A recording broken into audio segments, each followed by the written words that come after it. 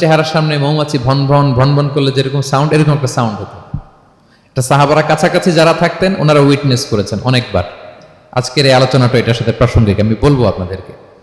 দুইটা পদ্ধতি গেল। আরেকটা পদ্ধতি হচ্ছে মিন ওয়ারাই হিজাব, পর্দার অন্তরাল থেকে সরাসরি আল্লাহ কথা বলতেন, রাসূল সাল্লাল্লাহু আলাইহি ওয়াসাল্লাম শুনতো। এটা কেবল একবারই হয়েছে মেরাজের রাতে। তারপর মাঝে মাঝে ইউলকা ফি কুলুবি রাসূলিল্লাহ, আল্লাহ রাসূল সাল্লাল্লাহু আলাইহি ওয়াসাল্লামের অন্তঃকরণে আল্লাহ তাআলা ঢেলে দিতেন ওয়াহী। আচ্ছা, আবার কখনো কখনো জিবরাইল আলাইহিস সালাম ওনার মূল আকৃতিতে ওহী নিয়ে আসতেন। ওনার যে বিসূরাতিহিল আসলিয়া, জিবরাইল আলাইহিস সালামের যে মূল সূরাত, এই সূরাতে আসতেন। এই সূরাতে রাসূল সাল্লাল্লাহু আলাইহি ওয়াসাল্লাম জিবরাইল আলাইহিস সালামকে জীবনে দুইবার দেখেছিলেন। একবার ওই যে হেরা গুহার ওখানে দেখেছিলেন, আর একবার সেই সিদরাতুল মুনতাহায় মেরাজের রাতে দেখেছিলেন। 600 পাখা মেলে বিশাল আকৃতি নিয়ে পুরো দিগন্ত বিস্তৃত করে জিবরাইল আলাইহিস সালাম নেমে আসতেন। দুইবার এভাবে রাসূল সাল্লাল্লাহু আলাইহি ওয়াসাল্লাম দেখেছিলেন। এভাবে কোরআন নাজিল হতো।